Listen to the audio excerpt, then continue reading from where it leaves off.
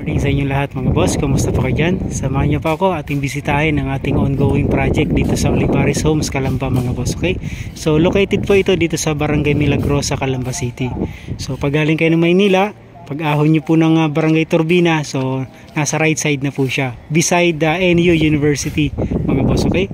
So bali yung project natin dito mga boss, Jasmine Duplex, concrete wall mga boss, okay? So bali perimeter fencing tayo, the same time yung garahe dito sa harap mga boss, yan. Tapos yung sa likod naman mga boss, yung dirty kitchen mga boss, okay? So bali open lang siya, meron siyang polycarbonate.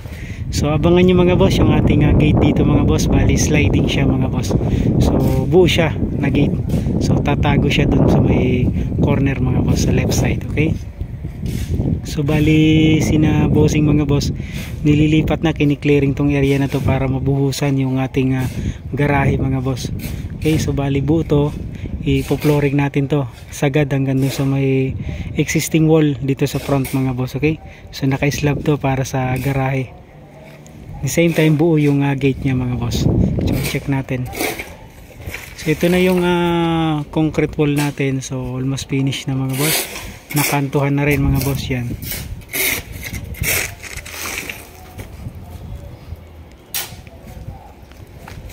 So dito na muna natin in-stack yung aggregates mga boss para ma-flooring na nila tong harap mga boss.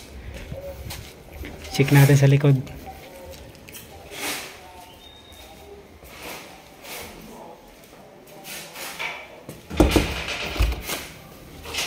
Ito naman yung ating likod mga boss, bali may layout na yung may-ari mga boss. So ganyan, in-install na yung sa ating lababo mga boss.